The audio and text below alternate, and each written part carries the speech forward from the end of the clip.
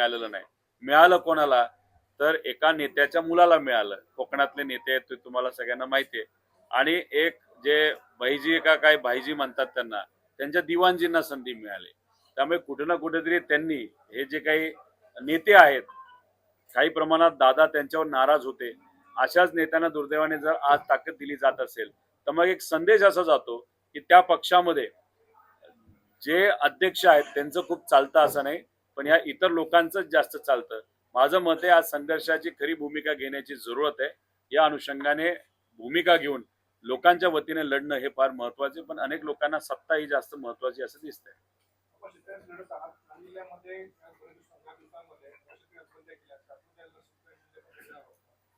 नाही, आता एक शेतकरी आहेत, काही दिवसांपूर्वी सपकाळ साहेब सुद्धा आले होते असं आम्हाला कळालेलं आहे.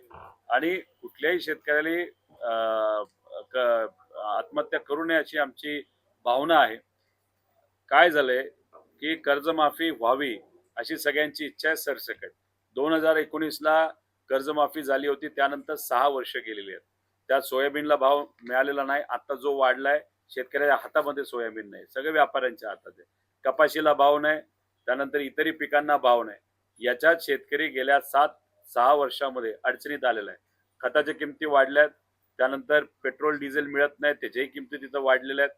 त्यामुळे याच्यात शेतकरी खूप मोठ्या संकटेमध्ये अडचणीत आलेला आहे. याच्यात काही शेतकरी दुर्दैवाने तिथं निर्णय आत्महत्याचा घेत आहेत. 7 आत्महत्या दिवसाला या महाराष्ट्रामध्ये शेतकरी तिथं करत आहेत. याच्यातच नांदेड जिल्ह्यामध्ये मोठ्या प्रमाणात आत्महत्या तिथं झाल्यात.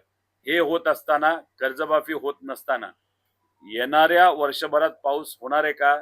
सरकारच म्हणते होणार नाही. अल निनो असल्यामुळे पुढचं वर्षभर पाऊस नाही. आणि दुर्दैव असं एक बातमी आम्हाला कळालेली की अल निनो हा कदाचित पुढच्या वर्षामध्ये सुद्धा घुसू शकतो. त्यामुळे 2 वर्ष पाऊस नसेल आणि शेतकऱ्याला जर आर्थिक साथ नसेल तर शेतकरी दुर्दैवाने आत्महत्याचा विचार करू शकतो, जे केलं नाही पाहिजे.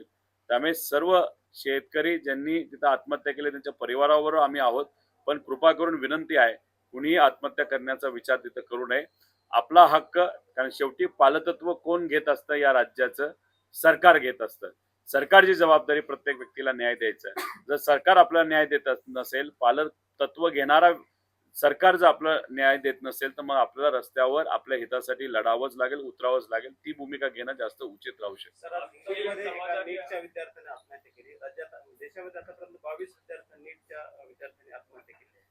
प्रॉब्लेम काय झालाय, 2026 बद्दल आपण बोलतोय, पण 2024ला सुद्धा नीटचा पेपर फुटला होता. आणि त्यावेळेस त्या विभागाचे जे अधिकारी प्रमुख होते, पेपर फुटला असताना सुद्धा त्या अधिकाऱ्याला दुसऱ्या वर्षी एका मोठ्या भाजप शासित राज्याचा तिथं चीफ सेक्रेटरी म्हणून प्रमोट केलं गेलं. म्हणजे ज्या विभागाचा अधिकारी त्याला जबाबदार धरायला पाहिजे होतं 2024ला, त्या अधिकाऱ्याला दुसऱ्याच वर्षी बढती मिळाली. त्यामुळे त्या विभागामध्ये बऱ्याच लोकांचं धाडस वाढलं आणि 2026 मध्ये पेपर मोठ्या प्रमाणात फुटला. 26 लाख विद्यार्थी या पेपरसाठी बसत असतात आणि त्याच्या सर्वसामान्य परिवारातले आहेत. पैसे देऊन हजारो कोटी रुपयाचा भ्रष्टाचार झाला. एक एक पेपर 15 लाखाला फुटला. अशात गरिबाची काय चूक? परत पेपर द्यावं लागलं. त्यात मेंटल प्रेशर इतकं असतं की त्यातल्या दुर्दैवाने 22 मुलींनी आत्महत्या करण्याचा विचार केला आणि दुर्दैवाने आत्महत्या सुद्धा केली. परिवाराची काय चूक? त्या विद्यार्थ्यांची काय चूक? जी चूक असेल तर सरकारमधल्या नेत्यांची आहे. त्यामुळे जे नेते, जे मंत्री आज तिथं, काय नाव त्यांचं ते, धर्मेंद्र प्रधान, जे तिथं बसले, त्यांना अजिबात हक्क नाही तिथं बसण्याचा. त्यांनी तिथं पाय उतार झालंच पाहिजे. या परिवाराला सुद्धा सहकार्य सरकारकडनं तिथं झालं पाहिजे. पण अशा गोष्टी जर परत होत असेल, आता परत महाराष्ट्रामध्ये परत एकदा MPSC कडनं पेपर व्हावे अशी आमची इच्छा असताना तो निर्णय तिथं घेतला होता. आता एक परीक्षा ही परत ऑनलाईन घेण्याचा घाट घातला जातोय. त्याचा विरोध आम्ही करतो आणि जर सरकारने तो निर्णय मागे घेतला नाही तर मग एक मोठं आंदोलन, जसं गेल्या वेळेस आम्ही उभं केलं होतं त्याच्यापेक्षा कितीतरी मोठं आंदोलन हे पुढच्या काही दिवसांमध्ये सरकारच्या विरोधात विद्यार्थ्यांच्या वतीने, MPSC विद्यार्थ्यांच्या वतीने आम्ही तिथं उचलणार आहोत आणि उठवणार आहोत. शेतकऱ्यांचं जे आंदोलन आपण सुरू केलेलं आहे, शेतकऱ्यांबाबत जे आंदोलन आपण सुरू केलेलं आहे, त्याच्यामुळे आपल्या पक्षामध्ये नवीन चैतन्य निर्माण झालेलं आहे. तर नांदेड जिल्ह्याचं संघटन वाढवण्यामध्ये आपण पुढची भूमिका काय? नाही, आपले इथले सगळे पदाधिकारी आहेत. नक्कीच इथं पोटेन्शियल आहे नांदेड जिल्ह्यामध्ये. अजून चांगलं काम केलं, आपण एकत्रित राहिलो, पक्षश्रेष्ठींकडे जर जिल्ह्याकडे अजून चांगलं लक्ष दिलं गेलं तर नक्कीच इथं आपल्याला राजकीय दृष्टिकोनातून बढती मिळेल असं आम्हाला सगळ्यांना तिथं वाटतं. पण हे सगळं होत असताना हे एल्गार आंदोलन आपण जे करत आहोत ते अराजकीय आंदोलन आहे, पूर्णपणे शेतकऱ्यांचं आंदोलन आहे आणि शेतकऱ्यांसाठी आम्ही सर्वजण अराजकीय पद्धतीने तिथं रस्त्यावर उतरलेलो आहोत. त्यामुळे या अराजकीय आंदोलनाला नक्कीच यश मिळेल अशी आमची अपेक्षा आहे. अल्पसंख्याक समाजाच्या धार्मिक संस्थांवर शासन सरळ सरळ हस्तक्षेप करत आहे. नांदेडच्या गुरुद्वाराचा कायदा एकतर्फा बदलत आहे. समाजाची कोणतीच चर्चा न करता त्यांचे मते न जाणता मुंबईच्या काही मंडळींच्या म्हणण्यानुसार कायदा बदल करण्याचा मंत्रिमंडळात त्यांनी निर्णय घेतलेला आहे आणि ते प्रस्तावित केलेला आहे विधानसभेत. नांदेडमध्ये असणारा जे आपला पवित्र गुरुद्वारा आहे त्याचं महत्त्व खूप मोठं आहे. एक तर आध्यात्मिक धार्मिक दृष्टिकोनातून आहेच, पण या शहरामध्ये अख्ख्या भारतातून लोक दर्शनासाठी जेव्हा येतात तेव्हा या शहराच्या प्रगती होण्यामध्ये त्या दर्ग्याचा खूप मोठा वाटा आहे असं आमच्या सगळ्यांचं मत आहे. त्यामुळे आध्यात्मिक धार्मिक हे तर विषय आहेच, पण या परिसराच्या विकासामध्ये सुद्धा एक खूप मोठा वाटा या आपल्या पवित्र दर्ग्याचा असताना, गुरुद्वाराचा तिथं असताना, निर्णय घेत असताना गुरुद्वाराचे जे सर्व प्रमुख लोक आहेत, जे तिथे असणारे शीख समाजाचे प्रमुख सामाजिक कार्यकर्ते असतील, धार्मिक गुरु असतील, अशा सर्वच गुरुद्वारातल्या लोकांना विश्वासात घेणं अतिशय महत्वाचं आहे. पण दुर्दैवाने तसं गोष्ट होताना दिसत नाही. जर आपण बघितलं तर पंढरपूरच्या विकास आराखड्यामध्ये तिथं असणाऱ्या लोकांना विश्वासात घेतलं नाही. त्याच्याच बरोबर तुळजापूरमध्ये विकास आराखडा जो केला जातोय तिथं लोकांना विश्वासात घेतलं नाही. नाशिकमध्ये आता महाकुंभ होणार आहे, तिथे असणाऱ्या लोकांना विश्वासात घेतलं गेलं नाही आणि प्रत्येक ठिकाणी आराखडा बनवला जातो. धर्माच्या नावाखाली आराखडा बनवून त्यात दुर्दैवाने भ्रष्टाचार सुद्धा केला जातो.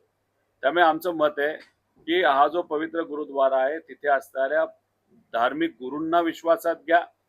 अनेक असे सेवा करणारे शीख समाजाचे असतील, इतरही समाजाचे लोक आहेत, त्यांनी या गुरुद्वारासाठी सेवा म्हणून खूप काही केले, त्या लोकांना विश्वासात घ्या आणि मग तुम्ही आराखडा बनवा. पण कोणालाच विश्वासात न घेता तुम्हाला वाटतं तसं जर तुम्ही आराखडा करणार असाल हे योग्य नाही. मी तुळजापूरला आज सकाळी गेलो होतो, तिथं शिवकालीन ज्या पद्धती असतात त्याला बगल देऊन उत्तर प्रदेशचे काही लोक आणले डिझायनर आणि त्यांनी तिथं काम सुरू केलंय. अरे शिवकालीन जी काही परंपरा आपली आहे ती टिकली पाहिजे अशी आमची भावना आहे. तसंच गुरुद्वाऱ्यामध्ये सुद्धा इथे लोकांचं जे काही मत आहे, जी काही त्यांची परंपरा आहे, जी काही आतापर्यंत आलेला त्यांचा इतिहास आहे तो जपण्याची जबाबदारी इथे असणाऱ्या शीख समाजांनी आपल्या खांद्यावर उचललेली आहे. अशा लोकांना न विश्वासात घेता तुम्ही आराखडा बनवत असाल तर हे अन्यायकारक आहे असं आमचं मत आहे. आता झालंय काय तुम्ही बघा की अयोध्यामध्ये मंदिर तिथं व्हावं यासाठी तुम्ही आपण सर्वांनी मिळून, माझ्या परिवाराने सुद्धा आर्थिक तिथं सेवा दिलेली आहे, पण मग 3500 कोटी रुपये तिथं गोळा झाल्यानंतर आज तिथं कळतंय की 1000 कोटी रुपयाचा भ्रष्टाचार तिथं झालाय. म्हणजे धार्मिक स्थळामध्ये जर भ्रष्टाचार होत असेल, तसंच आपल्या महाकुंभ नाशिकमध्ये होतोय, तिथं 5500 कोटीची कामं चालू आहेत, त्यात 600 कोटीचा भ्रष्टाचार झालाय. तसंच इतर ठिकाणी होत असेल, उज्जैनला तुम्ही आपण सर्वजण जातो, तिथं मोठ्या मंत्र्याली जमिनी घेऊन तिथं मोठा भ्रष्टाचार केलाय. त्यामुळे हे योग्य नाही. त्यामुळे गुरुद्वारा समितीमध्ये असणारे जे सर्व लोक आहेत त्यांना विश्वासात घेऊनच काम होणं हे महत्वाचं आहे. आणि मला इथे असणाऱ्या सर्व शीख बांधवांना सांगायचंय की तुम्ही जर ठरवलं उद्या आंदोलन करायचं तर तुमच्या खांद्याला खांदा लावून आम्ही सुद्धा तुमच्या बरोबर इथं आंदोलनाला बसणार म्हणजे बसणार. तुम्ही म्हणचाल तसाच हा आराखडा झाला पाहिजे, इथले नागरिक म्हणतील तसाच आराखडा झाला पाहिजे, कोणाला मनाला वाटलं म्हणून तसा आराखडा करत असतील तर हे योग्य नाही असं माझी तरी भूमिका आहे.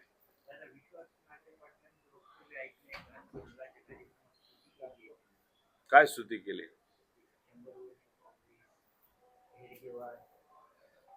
विषय एवढाच आहे, नांगरे पाटलांना कदाचित आता अपेक्षा असेल मुंबईचे ते सीपी व्हावे म्हणून, नाहीतर त्यांना कुठेतरी DIG IG पद असं काहीतरी तिथं मिळावं म्हणून. त्यामुळे मला असं वाटतं की ते त्यांना सेव्ह करण्याचा प्रयत्न तिथं करतायत आणि त्या अनुषंगाने त्या कार्यक्रमात जाऊन तिथं उदो उदो करतायत. एक तर पोलीस प्रशासनामध्ये असणाऱ्या कुठल्याही व्यक्तीला राजकीय भूमिका घेणं हे परवानगी नसते. आंदोलन करणं ही परवानगी नसते आणि तिथं जाऊन तुम्ही उदो जर करत असाल तर हे योग्य नाही. हे आम्ही या अशी काय एखादी स्टेटमेंट दिला असेल तर नक्कीच त्या स्टेटमेंटचा आम्ही तिथं निषेध करतो. ही बाजू पण घेतली नाही बाहेर, ती बाजू नाही घेतली बाहेर. बाजू कोणाची घेतली गेली बाहेर तर सामान्य पब्लिकची घेतली बाहेर. महिला सुरक्षित राहायला बाहेर, तिथं सामान्य लोकांना अडचणी आल्या नाही बाहेर. FIR होत असताना न्याय देणारा FIRच त्या ठिकाणी झाला बाहेर. नाहीतर तुम्ही जाऊन जर भाषण ठोकत बसला आणि त्याच्यात भूमिका घेत राहिला, राजकीय भूमिका नाहीतर विचाराची भूमिका, हे योग्य नाही. खरं तर ते वारकरी संप्रदायाचे नांगरे पाटील साहेब वारकरी संप्रदायाचे असल्यामुळे वारकरी संप्रदाय काय आपल्याला सांगतो, कुठलाही भेदभाव केला नाही पाहिजे. आणि एखाद्या RSSच्या कार्यक्रमामध्ये जाऊन जिथं भेदभावच केला पाहिजे असं ते भूमिका मांडणाऱ्या संघटनेमध्ये जाऊन ते भूमिका मांडत असतील तर वारकरी संप्रदाय त्यांना कदाचित कळलाच नाही, संतांचे विचारच त्यांना कळले नाहीत असं आपल्याला म्हणावं लागेल. बाल संगोपन नावाची योजना आहे आणि या योजनेमध्ये त्या विद्यार्थ्याला 0 ते 18 वर्षाचं आई नाही किंवा वडील नसेल तर त्या विद्यार्थ्याला महिन्याला 2,500 रुपये मिळतात. तर हे पैसे 2 वर्षापासून या योजना दिले नाही आणि हे पैसे लाडक्या बहिणीकडे वर्ग केले असं सांगण्यात येत आहे की त्याचे आई किंवा वडील हे परेशान आहे. तर यावर कोणी आवाज उठवा तयार नाही. इथं खासदार साहेब सुद्धा इथं आलेत. त्यांचं मी मनापासून स्वागत करतो. ही जी योजना आहे ती अतिशय महत्वाची आहे. जेव्हा महाविकास आघाडीचं सरकार होतं तेव्हा ही योजना आणली होती. योजनेमध्ये प्रोव्हिजन असं आहे की जर 18 वर्षाच्या खालील एखादा युवा असेल, मुलगा असेल, मुलगी असेल तर त्यांना शिक्षणासाठी मदत व्हावी म्हणून ही योजना आणली होती. आणि त्यांचे पालक म्हणजे आई नाही तर वडील यातलं कुणीतरी जर या जगात नसेल, म्हणजे त्यांचा मृत्यू झाला असेल तर अशा लहान मुलांना शिक्षणासाठी मदत व्हावी म्हणून ही योजना आणली होती. अतिशय सुंदर अशी योजना होती. माझ्या मतदारसंघामध्ये ही योजना खूप प्रभावीपणे आम्ही राबवली होती. पण दुर्दैव असं या सगळ्या योजनेला निधी देण्यासाठी सरकारकडे निधी नाही असं सरकार म्हणतंय. आणि दुसऱ्या बाजूला लाडक्या बहिणीबद्दल तुम्ही बोलला. 2.5 कोटी महिलांना इलेक्शनच्या आधी ऍडव्हान्स मध्ये पैसे दिले. इलेक्शन झाल्यानंतर त्यातून 1 कोटी महिला आता त्यांची नावं वगळण्यात आली आणि पुढे जाऊन अजून नावं वगळतील अशी ती परिस्थिती आहे. हा निधी कुठं चाललाय तर हा निधी व्यक्तिगत लाभाला चाललेला नाही. शेतकऱ्यांच्या व्यक्तिगत लाभाची योजना सुद्धा बंद आहेत. महिलांच्या बाबतीत सुद्धा निधी वेळेवर दिला जात नाही. बऱ्याच महिलांची नावं काढण्यात आली आहेत. बाल संगोपन योजनेवर सुद्धा अन्याय होतोय. दिव्यांग व्यक्तींवर सुद्धा अन्याय होतोय. हा सगळा पैसा कुठं चाललाय तर गुजराती कॉन्ट्रॅक्टर आणि आंध्राचे कॉन्ट्रॅक्टर. जसं शक्तीपीठ याच्यामध्ये 100% तुम्हाला सांगतो आंध्राच्या एका कॉन्ट्रॅक्टरला काम मिळेल आणि गुजराती एका कॉन्ट्रॅक्टरला काम मिळणार आहे. आणि याच्यातून जो 40,000 कोटीचा भ्रष्टाचार होणार आहे त्यात मात्र हे सगळे नेते आणि पक्ष पैसा त्याच्यातून खालणार आहे. त्यामुळे पैसे कोणाचे अडवलेत? 1,00,000 कोटी रुपये हे मराठी कॉन्ट्रॅक्टरचे अडवलेत आणि अशा योजनेचे अडवलेत. सगळा पैसा चाललाय या मोठ्या आंध्राच्या कॉन्ट्रॅक्टरला आणि गुजरातच्या कॉन्ट्रॅक्टरला. त्यातून पैसा हा कुठं वळवला जातोय तर खासदार विकत घेण्यामध्ये आणि आमदार विकत घेण्यामध्ये. त्यामुळे तुम्ही म्हणता हा मुद्दा महत्वाचा आहे, त्यासाठी आवाज आम्ही उठवलेला आहे. मध्ये आधी 6 महिन्याचे एकसाथ पैसे मिळतात पण गेले 9 महिने झाले जे काही आमच्या भागामध्ये 9 महिने झाले पैसे मिळाले नाही. तुमच्या भागात जर 2 वर्ष झाले मिळाले नसतील हे आश्चर्य आहे. बाहेर गेल्यानंतर अधिकाऱ्यांशी बोलून थोडंसं त्यांनाही आम्ही समजून घेऊन याच्या बाबतीत काय करता येईल नक्कीच आम्ही भूमिका घेऊ.